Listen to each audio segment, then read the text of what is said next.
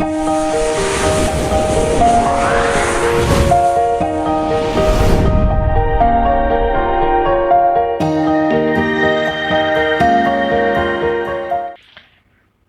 दोस्तों, कैसे हैं आप।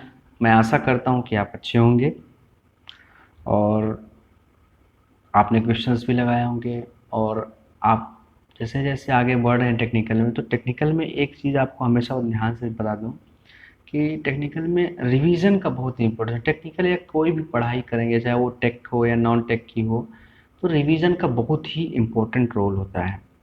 तो जैसे आप आगे आगे बढ़ते जा रहे हैं, वीडियो को देखते जा रहे हैं और सब्जेक्ट में आपको जैसे ऑलमोस्ट एक सब्जेक्ट कंप्लीट होगा, तो एक रिवीजन का आपको पैटर्न जरूर बता देता हूँ। चाहे आप कोई भी कम्पिटिटिव एग्जाम की तैयारी कर रहे हैं, तो जैसे आप पहली बार हाईवे इंजीनियरिंग कर रहे हैं, तो हाईवे इंजीनियरिंग आपको बहुत अच्छे से समझ में आया और हाईवे इंजीनियरिंग आपको समझ में आ रहा है और आप उसको, क्योंकि आपका फर्स्ट सब्जेक्ट है, मान लीजिए, मैं तो आई होप यही उम्मीद करता हूँ कि ऐसे आपने स्टार्ट किया और आपका फर्स्ट सब्जेक्ट पढ़ा है किया, भले आपने पहले इंजीनियरिंग में पढ़ लिया हो या इंजीनियरिंग कर रहे हो तो उस समय पढ़ लिए हो।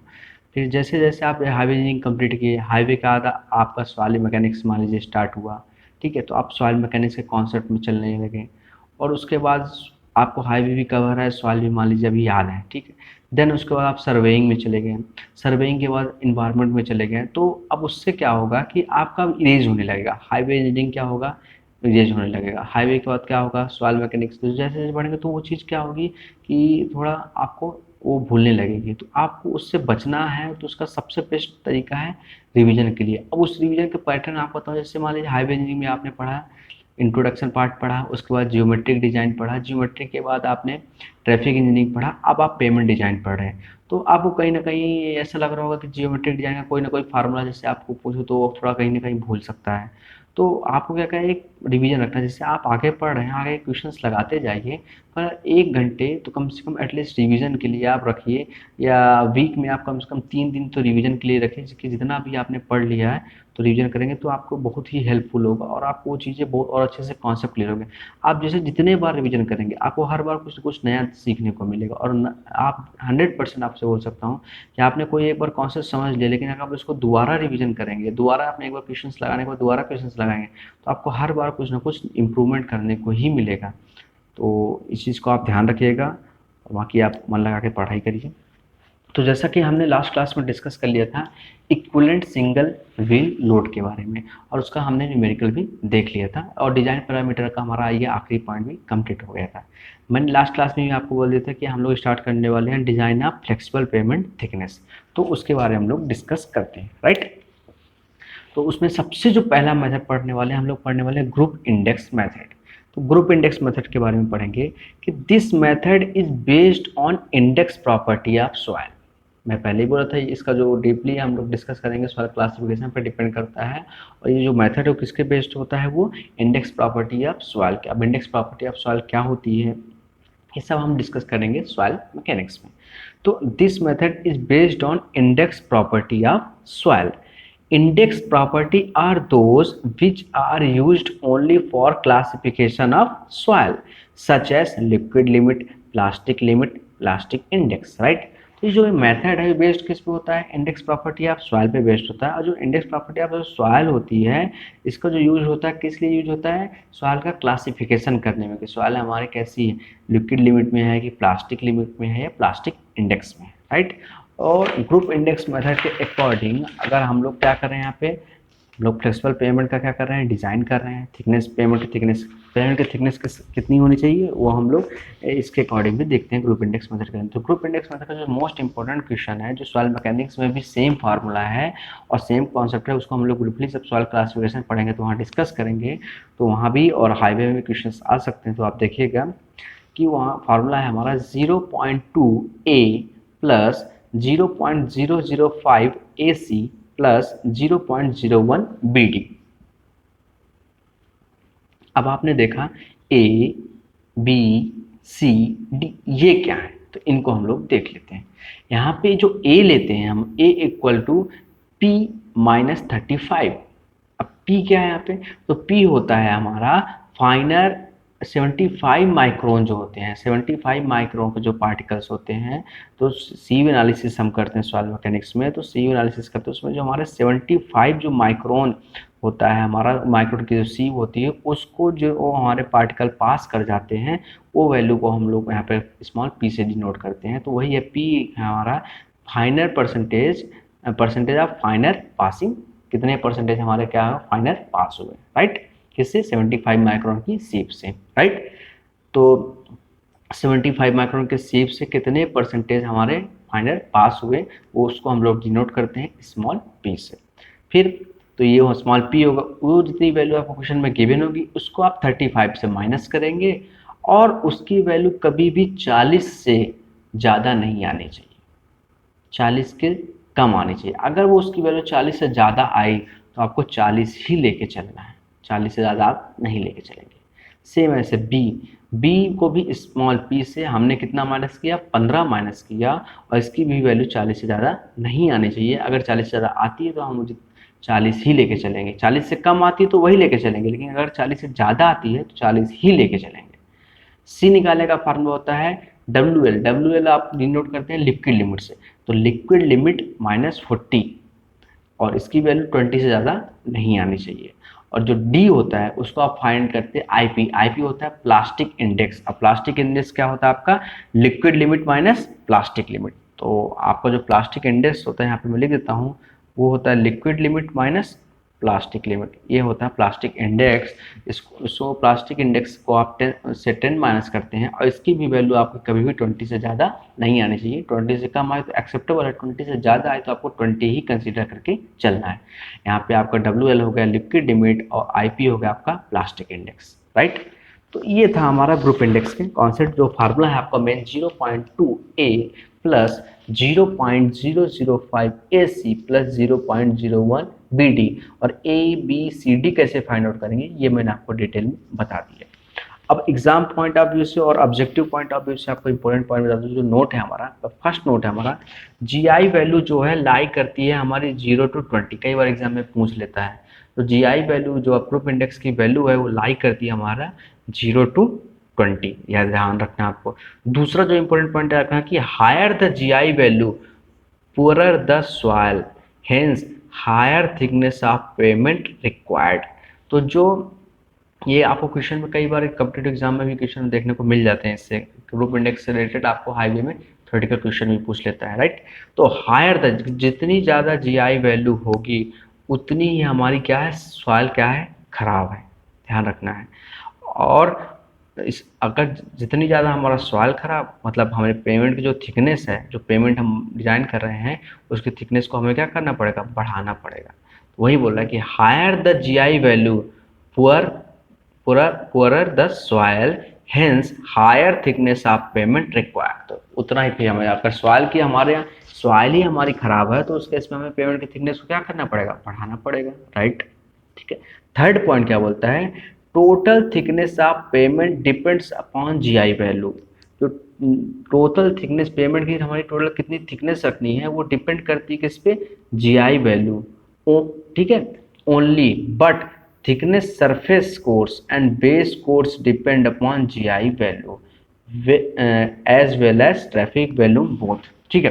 तो क्या यहाँ पे बात क्या कर रहा है, यहाँ पे बात ये बोल रहा है कि जो पेमेंट की जो टोटल थिकनेस होती है, मान लीजिए पेमेंट की जो ऑल ओवर पेमेंट तो हमारा कंप्लीट, अगर फ्लेक्सिबल पेमेंट हम लोग के बारे में तो डिस्कस कर रहे हैं, तो फ्लेक्सिबल पेमेंट में हमारे कौन कौन सी लेयर होती है, सब ग्रेड के बाद हमारा सब बेस के बाद हमारा बेस, अब बेस के बाद हमारा क्या होता है, सरफेस, राइट।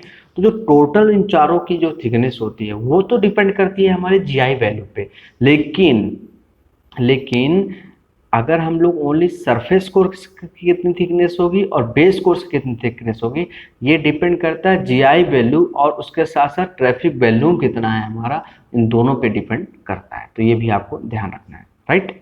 इसमें अब लिमिटेशन क्या होती है इस मेथड में, तो इस मेथड में लिमिटेशन ये होती है कि quality of payment material is not considered, same thickness required even if better quality of material used. तो ये बोल रहा है कि अगर आप सोच रहे हो कि पेमेंट GI वैल्यू के हिसाब से आपने क्या है, पेमेंट की थिकनेस मान लीजिए निकाल दी कि पेमेंट की थिकनेस हम रखने वाले हैं 20 सेंटीमीटर, एग्जाम्पल के लिए बता रहा हूँ, पेमेंट की थिकनेस आप रखने वाले हैं 20 सेंटीमीटर। तो अब आपको जो मतलब मटेरियल को आपने क्वालिटी को क्या कर दिया, इम्प्रूव कर दिया, तो उससे कोई भी फर्क नहीं पड़ता पेमेंट की थिकनेस को। पेमेंट की थिकनेस आपकी सेम रहेगी भले आप बेटर मटेरियल को यूज कर रहे हो। तो ये बोल रहा है कि लिमिटेशन है इस मेथड में कि quality of payment material is not consider, जो पेमेंट की जो क्वालिटी होती है, जो मटेरियल की जो क्वालिटी होती है उसको कंसिडर नहीं करता है वो इस मेथड में। Quality of payment material is not considered, same thickness required even if better quality of material used, right. ये आपको समझ आएगा। तो ये था आपका ग्रुप इंडेक्स, और ए बी सी डी क्या था ये भी मैंने आपको समझा दिया, और ग्रुप इंडेक्स का फार्मूला और इसके नोट्स जो एग्जाम पॉइंट ऑफ व्यू से इसकी लिमिटेशन बता दी आपको। अब इसका हम एक न्यूमेरिकल देख लेते हैं, तो वो हमारे लिए क्या होगा, इजी होगा। तो एक हम लोग न्यूमेरिकल को डिस्कस कर लेते हैं, राइट। तो क्वेश्चन है हमारा क्वेश्चन नंबर 34, इसके बारे में हम लोग डिस्कस कर लेते हैं। तो ये आपका क्वेश्चन नंबर 34, राइट। तो a soil subgrade as following data, एक सॉइल है सबग्रेड, उसका फॉलोइंग डाटा दिया है। Soil portion passing 75 micron see equal to 60%। तो परसेंटेज फाइनल पासिंग 75 माइक्रोन के सीप से जितने परसेंटेज फाइनल पास कर रहे हैं, कितने परसेंट फाइनल पास कर रहे हैं, 60% फाइनल, मतलब स्मॉल पी की वैल्यू आपको दे दी है, राइट। लिक्विड लिमिट 45% दे दिए, प्लास्टिक लिमिट 20% ये भी दे दिया है। Find out the thickness of pavement required for above soil subgrade, हमें पेमेंट की थिकनेस को फाइंड आउट करने के लिए बोल दिया है। आपको डाटा एक टेबल दिया है, ग्रुप इंडेक्स दिया है, और थिकनेस भी हमें पेमेंट की दी है, और आपको फाइंड आउट करना है कि हमारा पेमेंट की जो थिकनेस होगी वो कितनी होगी। कोई दिक्कत नहीं, फाइंड कर लेते हैं हम लोग, हमें पता है अच्छी तरह हर चीज़ें। पहला कि हमें जो परसेंटेज फाइनल पासिंग की परसेंटेज कितना दे दिया, 60%, कितना दे दिया हमें, 60%। तो परसेंटेज फाइनल पासिंग हमें कितना दे दिया दोस्तों, 60। तो चलिए यहाँ 60% में परसेंटेज फाइनल पासिंग की वैल्यू दे दी है 60%, राइट। लिक्विड लिमिट हमें कितना दे दिया था, 45%, कोई इशू नहीं है। हमें प्लास्टिक लिमिट कितना दे दिया था, 20%, कोई दिक्कत नहीं। अब हम निकालेंगे यहाँ पे प्लास्टिक इंडेक्स। अब प्लास्टिक इंडेक्स कितना होता है हमारा, तो हमें पता है liquid limit minus plastic limit is called plastic index, right. तो प्लास्टिक इंडेक्स हमारा क्या होगा, लिक्विड लिमिट से हम प्लास्टिक लिमिट को माइनस कर देंगे। लिक्विड लिमिट दिया है, प्लास्टिक लिमिट भी दिया है, माइनस कर दिया, तो 45 माइनस 20 कर दिया, कितना आ गया, 25%। ये हमारी क्या आ गई, प्लास्टिक इंडेक्स आ गई। प्लास्टिसिटी इंडेक्स भी हमने निकाल लिया। तो ये डाटा तो हमें गिवन था और इसको हमने फाइंड आउट कर लिया। अब हमारा जीआई जो वैल्यू का फार्मूला होता है ग्रुप इंडेक्स निकालने का, उसका फार्मूला क्या होता है, 0.2 A plus 0.005 A C plus 0.01 B D, right. तो अब हमें इसको फाइंड आउट करना है, तो इसको कैसे फाइंड करेंगे, तो ए इज इक्वल टू, हमें निकालने का फार्मूला क्या था, परसेंटेज फाइनल पासिंग जो होते थे 75 माइक्रोन से पास करते हैं, उसको 35 से माइनस करते हैं, और उसकी वैल्यू अगर 40 से ज़्यादा नहीं आनी चाहिए। अगर 40 से ज़्यादा आती है तो हम 40 ही कंसिडर करेंगे, लेकिन 40 से ज़्यादा कंसिडर नहीं कर सकते हैं। तो हमें परसेंटेज फाइनल पासिंग तो दिए, हमें कितना 60%, माइनस कर दिया हमने 35, हमारी वैल्यू है कितना 25। ये तो 40 से कम है, तो हमारा ओके है, कोई प्रॉब्लम नहीं है। तो ए की वैल्यू आ गई 25। अगर हम लोग बात करते हैं बी की, तो बी इज इक्वल टू कितना है, 60 माइनस 50, राइट। बी फाइंड करने का 60 माइनस 50 करते हैं, इसकी भी वैल्यू 40 से ज़्यादा नहीं आनी चाहिए, तो 60 माइनस 50 किया तो हमारा वैल्यू आ गई कितनी, 45। अब 45 तो हमारा क्या 40 से ज़्यादा है, और मैंने आपको बताया कि अगर 40 से ज़्यादा होगी तो हम 40 से ज़्यादा को नहीं कंसिडर, हम 40 ही कंसिडर कर चलेंगे। तो 40 से ज़्यादा है तो भी हम लोग बी की वैल्यू कितना कंसिडर करेंगे, 40 ही कंसिडर करेंगे, 40 से ज़्यादा नहीं ले सकते। सी निकालने का क्या फार्मूला था, आपको बताया था। सी निकालने का तरीका था, लिक्विड लिमिट में से 40 को माइनस करते हैं। लिक्विड लिमिट जो है आपको कितनी दी है, 45, तो 45 दी है, उसमें से माइनस कर देंगे 40 को, 40 को माइनस कर दिया तो कितना आ गया 5। और आपको भी पता है कि सी की वैल्यू जो होती है, जो आप निकालते हैं लिक्विड लिमिट को 40 से माइनस कर, इसकी वैल्यू भी 20 से ज़्यादा नहीं आनी चाहिए। आपकी 20 ज़्यादा क्या आई है, नहीं आई, आपकी वैल्यू कितनी आई है, 5 आई है, और आपकी वैल्यू 5 है, मतलब ये भी ओके है। और अगर डी की बात करते हैं, तो डी निकालने का फार्मूला था plasticity index minus 10। Plasticity index तो आपने निकाल ही लिया है, liquid limit minus plastic limit से कितना है आपका 25, उसमें से आपने 10 माइनस कर दिया तो आपकी वैल्यू कितनी आ गई 15। और 15 ये वैल्यू आपकी 20 से ज़्यादा है क्या, नहीं है, तो आप इसी को लेकर चलेंगे। अगर 20 से ज़्यादा होगी तो कितना लेकर चलते हैं आप, 20 ही लेकर चलते हैं। तो ये आपने A B C D find out कर लिया। इन सब की वैल्यू का आप ग्रुप इंडेक्स के फार्मूले में पुट कर देंगे और जो भी वैल्यू आ गई तो आपके ग्रुप इंडेक्स की वैल्यू कितनी आ गई 11.625। आपकी ग्रुप इंडेक्स की वैल्यू कितनी आ गई 11.625। आपको ध्यान रखना है ग्रुप इंडेक्स की वैल्यू जितनी ज़्यादा हाई होगी उतनी ही सवाल हमारी क्या होगी खराब होगी, पूरा होगी। मतलब कम ग्रुप इंडेक्स की वैल्यू आती है तो सवाल हमारी क्या उतनी ही अच्छी है, ये भी आपको ध्यान रखना है, राइट। तो बस आपके ग्रुप इंडेक्स आ गया। अब आपको क्वेश्चन में क्या दिया था, क्वेश्चन में आपको दिया था ग्रुप इंडेक्स की वैल्यू और उसके अकॉर्डिंग थिकनेस ऑफ पेमेंट भी दिया था। ग्रुप इंडेक्स की वैल्यू कितनी दी थी आपको, ग्रुप इंडेक्स वैल्यू 0 पे, थिकनेस पेमेंट इतनी थी 5 इतना। आपका ग्रुप इंडेक्स की वैल्यू है 11.625 ये आई है। तो जो 11.625 किसके बीच लाई कर रही है, आपको डायरेक्ट इसकी तो वैल्यू दी नहीं 11.625 की, आपको डाटा दिया है 0 से और थिकनेस इतनी होगी 30 से 5। अगर ग्रुप इंडेक्स आता है 5 तो उसके आपको थिकनेस कितनी आएगी 45 सेंटीमीटर। तो अलग अलग ग्रुप इंडेक्स अलग अलग आपको थिकनेस ऑफ पेमेंट दिया हुआ था, राइट। तो आपकी जो वैल्यू आई है ग्रुप इंडेक्स को 10 और 15 के बीच में लाई कर रही है। अब 10 और 15 के बीच में लाई कर रही है और थिकनेस ऑफ पेमेंट 10 और 15 के बीच में कितना है 62 और 78 के बीच आएगा, राइट। तो इसको आप निकालेंगे by interpolation formula, by interpolation formula. देखिए उसको हम लोग कैसे निकालते हैं, आप देख लीजिए इस टेबल को बड़े ध्यान से।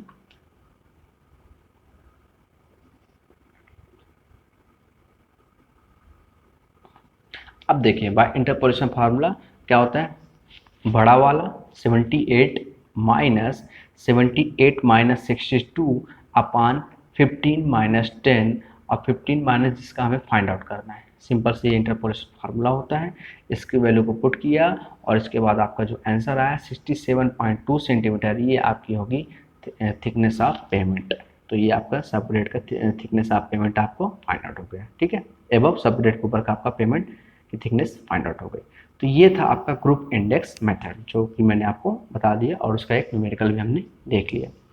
अब ग्रुप इंडेक्स मेथड के बाद हमारा जो अगला मेथड है, तो अगला मेथड है हमारा CBR मेथड। CBR मेथड मतलब कैलिफोर्निया बियरिंग रेशियो, इसको हम लोग बोलते हैं, पूरा फुल फॉर्म बोलते हैं कैलिफोर्निया बियरिंग रेशियो मेथड, ठीक है। ये बहुत ही इंपॉर्टेंट है एग्जाम पॉइंट ऑफ व्यू से, आपको ध्यान रखना है। CBR मेथड किस लिए यूज करते हैं, आप फ्लेक्सिबल पेमेंट की थिकनेस को डिजाइन करने के लिए, राइट।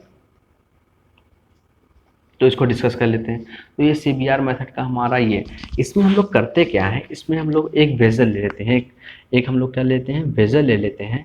उस वेजल में हम लोग क्या करते हैं, जो भी हमें मान लीजिए जहाँ पे भी हमें हाईवे बनाना है, जिस जगह भी हमें हाईवे डिजाइन कर रहे हैं या रोड अपना कंस्ट्रक्ट कर रहे हैं या पेमेंट को डिजाइन कर रहे हैं, उस जगह के हम लोग सॉइल को यूज करते हैं और उस जगह का सॉइल का सैंपल ले लेते हैं, ठीक है। उस सॉइल का सैंपल को हम लोग एक वेजल में क्या कर देते हैं भर देते हैं, ठीक है। और उसको क्या करते हैं, उसमें हम लोग ये हमारा ऐसा वेजल होता है जिसका डाया होता है 150 mm का, और जो वेजल का जो हमारा ये विड्थ होती है, जो लेंथ होती है वो कितनी होती है 124 mm, राइट। इसके ऊपर हमारा ये 50 सेंटीमीटर का हमारा एक और डाया होता है जिसपे हम लोग क्या करते हैं कि मैकेनिकली इस पर क्या करते हैं, हम लोग लोड को मैकेनिकली हम लोग अप्लाइड करते हैं, इस पर लोड अप्लाई करते हैं। और जो लोड को अप्लाई करते हैं, लोड अप्लाई करने का जो रेट होता है वो रेट कितना होता है 1.25 mm पर मिनट। ये कभी भी एग्जाम में पूछ लेता है कि CBR मेथड में जो आप लोग लोड को जो मैकेनिकल अरेंजमेंट करते हैं, तो जो ये हमारा पेंट्रेट करता है, क्या करता है सॉइल के अंदर, क्या करता है पेंट्रेशन होता है, अंदर जाता है। तो सॉइल के अंदर टेस्ट करता है कि हमारा सॉइल का जो हमारी वैल्यू है कैलिफोर्निया बियरिंग रेशियो कंडीर, तो हमारी उसको जो रेट है पेंट्रेट करने का, वो क्या रेट रहता है, पेंट्रेट होता है 1.25 mm पर मिनट से। मतलब आप अलग अलग लोड लगाते हैं, पहले मान लीजिए आपने लगाया एग्जाम्पल 100 kg का लोड या 100 किलोमीटर का लोड लगाया, तो और जो हमारा पेंट्रेट होने का रेट होता है 1.25 mm पर मिनट का रेट होता है। तो उस रेट से आपका कितना पेंट्रेट हुआ, राइट। उसके बाद आपका लोड फिर चेंज किया, तो डिफरेंट डिफरेंट लोड जब आप यूज़ करते हैं तो डिफरेंट डिफरेंट पेनिट्रेशन की वैल्यू भी आती, इन सबको आप नोट करते रहते हो। तो यही ओवरऑल प्रोसेस करते हो और इससे जो वैल्यू आपको आती जाती है उनको नोट करके एक बाय आप ग्राफ प्लॉट करते हो और ग्राफ से आप डिसाइड करते हो CBR की वैल्यू को क्या है आपकी। तो उसको देखते हैं, उसके बारे में हम लोग डिस्कस करते हैं। तो देखिए क्या बोलता है, ये बोलता है कि a soil sample is taken over the vessel. आपने कोई सॉइल सैंपल लिया और उसको एक वेजल में आपने ले लिया, right. The load is applied through mechanically arrangement with constant penetration rate of 1.25 mm पर मिनट। तो आप क्या करते हैं कि यहाँ पे मैकेनिकली आप क्या करते हैं, लोड को अरेंजमेंट करते हैं, लोड अप्लाई करते हैं मैकेनिकली अरेंजमेंट के थ्रू, और जो आपका जो पेंट्रेशन होता है सॉइल के अंदर जो पेंट्रेट कर रहा होता है वो सॉइल के अंदर क्या रेट से पेंट्रेट करता है, 1.25 mm पर मिनट के रेट से पेंट्रेट करता है, राइट। फिर load corresponding to different penetration value are noted, ठीक है। अब डिफरेंट जो लोड है तो डिफरेंट लोड पे हमारा डिफरेंट क्या होगा, पेंट्रेशन होगा। अब कोई भी चीज़ को पेंट्रेट करा है तो डिफरेंट अगर लोड लगा तो डिफरेंट लोड से हमारा डिफरेंट क्या होगा, पेंट्रेशन होगा। तो वही बोल रहा है कि load corresponding to different penetration value are noted, load के करस्पॉन्डिंग हमारा क्या आता है, डिफरेंट पेनिट्रेटेड वैल्यू जो होती है, पेनिट्रेशन की जो वैल्यू होती है वो आती है। A CBR value is draw load was penetration, और एक सीबीआर की हम लोग वैल्यू को ड्रॉ करते हैं लोड वाज पेनिट्रेशन के ग्राफ में प्लॉट करते हैं, राइट। तो ये बात को ध्यान रखना है कि सीबीआर कर्व को क्या करते हैं हम लोग बनाते हैं, CBR curve is draw load was penetration का हम लोग सीबीआर कर्व का ड्रॉ करते हैं कि डिफरेंट लोड पे डिफरेंट पेनिट्रेशन की वैल्यू आ गई, तो वही हम लोग ग्राफ बाय ग्राफ क्लिक क्या करते हैं, उसको रिप्रेजेंट करते हैं। अब जो एग्जाम पॉइंट ऑफ व्यू से इंपॉर्टेंट है वो आपको ध्यान रखना है कि for no error in CBR test CBR curve should be convex throughout. अगर सीबीआर टेस्ट में हमने कोई भी एरर नहीं किया है, सीबीआर टेस्ट में अगर हमने कोई भी एरर नहीं किया है, तो जो सीबीआर की जो हमारा जो ग्राफ हम लोग प्लॉट कर रहे हैं वो ग्राफ हमारा का शेप कैसा होगा, कॉन्वेक्स होगा। क्या होगा, कई बार एग्जाम में पूछ लेता है कि अगर नो एरर सीबीआर टेस्ट तो सीबीआर जो कर्व होता है वो शुड भी क्या होता है, convex through out. All over जो सीबीआर का जो ग्राफ होगा, जो कर्व प्लॉट होगा वो क्या होगा, कॉन्वेक्स होगा, अगर उसमें कोई एरर नहीं है, ठीक है। बहुत important exam point of view से कई बार एग्जाम में पूछ लेता है। लेकिन कुछ समय sometimes initial concavity found in CBR curve due to improper compaction अथवा due to inclined plunger base. तो क्या बोल रहा है कि ये तो उस केस में हमारा ऑल ओवर जो हमारा कर्व होता है, सीबीआर का कर्व होता है, वो क्या होता है, हमारा कन्वेक्स होता है। कब, जब उसमें कोई भी एरर नहीं होता सीबीआर टेस्ट में। लेकिन अगर कुछ कई बार क्या होता है कि सीबीआर टेस्ट में जो शुरू में जो हमारा कर्व प्लॉट करते हैं, शुरू में क्या होता है, कन्वेक्स ना आके शुरू से आखिरी तक, शुरू में स्टार्टिंग में क्या है, कनकेव आता है। क्या आता है, कनकेव। उसके बाद भले वो कन्वेक्स आए पर स्टार्टिंग में थोड़ा सा कनकेव हुआ था। उसका रीज़न क्या है, उसका रीज़न ये होता है कि यह तो हमने सॉइल का प्रॉपर कंपैक्शन नहीं कराया है, प्रॉपर उसका कंपैक्शन नहीं हुआ है, और या तो जो यहाँ पे हम लोग प्लंगर लगाते हैं सीबीआर का। यहाँ जो हम लोग यहाँ पे जैसे सॉइल का हम लोग ने क्या यहाँ यूज़ किया कि प्लंगर यूज़ करते हैं। जब हम लोग यहाँ पे प्लंगर का यूज़ करने के बाद ही तो यहाँ पे हम लोग क्या करते हैं, लोड देते हैं। तो ये तो प्लंगर क्या है, हमारा इंक्लाइंड है। इंक्लाइंड होने के कारण क्या है कि हमारा जो शुरू में जो वैल्यू आती है वो हमारी सही नहीं आती, इरर हो जाता है। और अगर इरर होता है उस केस में वो हमारा कौन सा शब्द देता है, कनकेविटी देता है। तो ये भी हमारा कब स्टार्टिंग में केस होता है जब सीबीआर का टेस्ट करते हैं। वो भी ऐसा नहीं कि हमेशा होगा, वो कभी कभी सम टाइम्स होता है, राइट।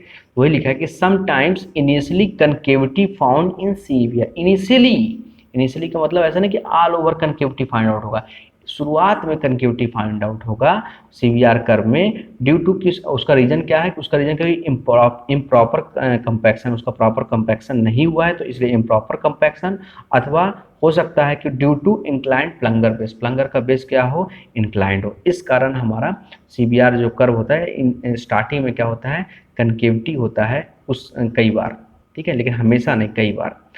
लेकिन अगर कोई भी एरर नहीं आया है आपके सीबीआर टेस्ट में तो जो हमारा सीबीआर का जो कर्व बनेगा वो ऑल ओवर क्या बनेगा, कन्वेक्स बनेगा। तो ये आपको एग्जाम पॉइंट ऑफ व्यू से दोनों पॉइंट बहुत ध्यान से रखने हैं, ठीक है। तो आप समझ गए होंगे सीबीआर टेस्ट में क्या क्या प्रोसेस कर रहे हैं आप। फिर if CBR curve is convex throughout then load.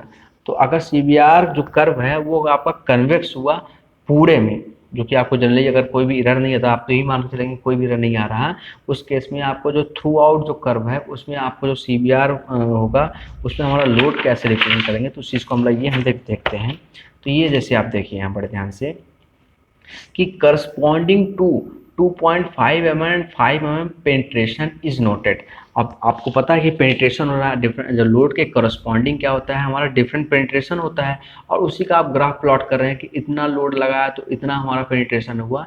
तो उन जो डिफरेंट डिफरेंट पेनिट्रेशन होता है उसमें आप 2.5 mm का जो पेनिट्रेशन होता है और जो 5 mm का पेनिट्रेशन होता है उसको आप नोट कर लेते हैं, और वो भी नोट कर लेते हैं कि 2.5 mm का जो पेनिट्रेशन हुआ है वो कितने लोड पे हुआ, तो इसको P2.5 से, और जो 5 mm का पेनिट्रेशन हुआ है वो कितने लोड पे हुआ उसको P5 पॉइंट से आप क्या कर लेते हैं, उसको नोट कर लेते हैं।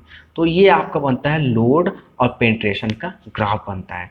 लोड और पेनिट्रेशन का ग्राफ बना, आपने क्या किया, लोड अप्लाई करते गए, लोड अप्लाई करते गए, और ऐसे आपका क्या लोड अप्लाई किया और आपका पेनिट्रेशन हुआ। देखिए आप जैसे जैसे लोड को बढ़ाते जाएंगे वैसे वैसे आपको पेनिट्रेशन की भी वैल्यू क्या हो रही है, बढ़ती जा रही है। तो आपने लोड अप्लाई किया, लोड बढ़ाते गए तो पेनिट्रेशन की भी वैल्यू देखिए इस साइड क्या आती है, बढ़ते जा रही है। अब मैंने आपको क्या बोला था कि कभी कभी क्या होता है कि इनिशियली क्या होता है, कन्वेक्स ना होके कनकेव होता है, तो मतलब थोड़ा ऐसे होता है। कब होता है उसका रीजन होता है, अगर प्रॉपर उसका सॉइल का कंपैक्शन नहीं किया है, या तो हो सकता है कि प्लंगर को जो लगाया है बेस वो हमारा क्या हो, इंक्लाइंड हो। तो जरूरी नहीं कि कुछ समय होता है। तो ये देखिए आपने जैसे जैसे लोड अप्लाई किया तो ये पूरा जो शेप बना सीवीआर का जो कर्व बना है, ये देखिए ऑल ओवर सीवीआर का कर्व क्या बना है, कन्वेक्स है। कैसा है, कन्वेक्स है। तो ये भी आपको एग्जाम पॉइंट ऑफ व्यू से था ना कि ऑल ओवर जो है शेप कैसे है आपका, कन्वेक्स। अगर उसमें कोई भी प्रॉब्लम आती है, इधर आता है, तो फिर वो कनकेव बनता है ओनली इनिशियल, ठीक है, उसके बाद देन उसके बाद कन्वेक्स ही बनता है।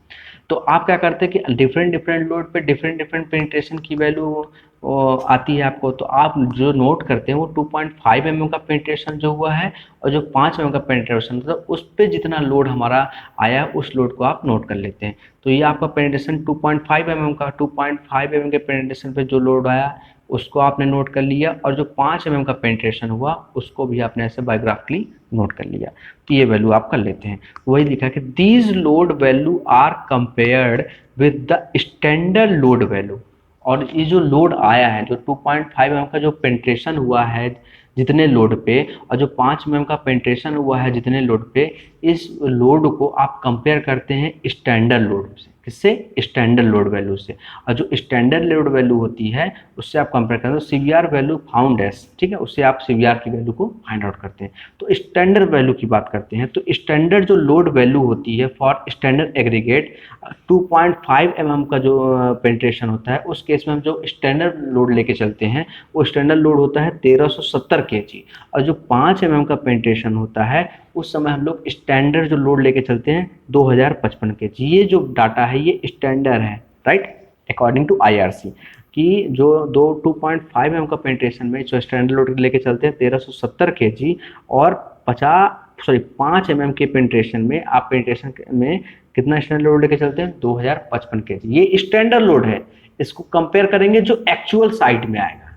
एक्चुअल साइट में 2.5 mm के पेनिट्रेशन में कुछ और लोड आ सकता है, और 5 mm के पेनिट्रेशन में कुछ और लोड आ सकता है, राइट। तो आप उनको तो नोट कर लेंगे, उस नोट को कंपेयर कराएंगे आप स्टैंडर्ड लोड से, और उससे फाइंड आउट करेंगे आप सीवीआर वैल्यू। तो वही वाली बात लिखी है यहाँ पे कि the load values are compared with the standard load value and CBR value found as.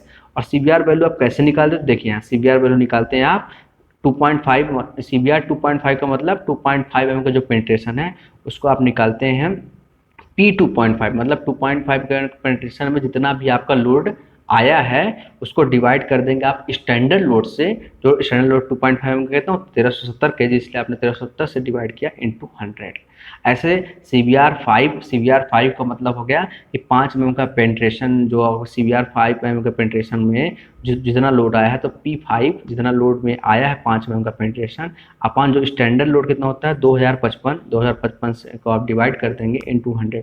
ये फार्मूला होता है आपके सीवीआर वैल्यू निकालने का। तो ये आप समझ गए 2.5 mm 5 mm का पेनिट्रेशन के लिए होते हैं स्टैंडर्ड लोड जो होता है, स्टैंडर्ड लोड होता है हमारा, उसको आप भी समझ गए होंगे। और किससे कंपेयर कराते हैं, जो आपको प्रैक्टिकल साइट में जो वैल्यू आई है, जो प्रैक्टिकल आपके साइट में वैल्यू आई है 2.5 mm के पेनिट्रेशन में, और 5 mm के पेनिट्रेशन जो आया है जितने लोडों पे, उसको कंपेयर कराते हैं आप स्टैंडर्ड लोड से, उससे आप फाइंड आउट कर लेते हैं सीवीआर वैल्यू। ये आपका मेन फार्मूला है सीवीआर वैल्यू निकालने का, ये फार्मूला हो गया।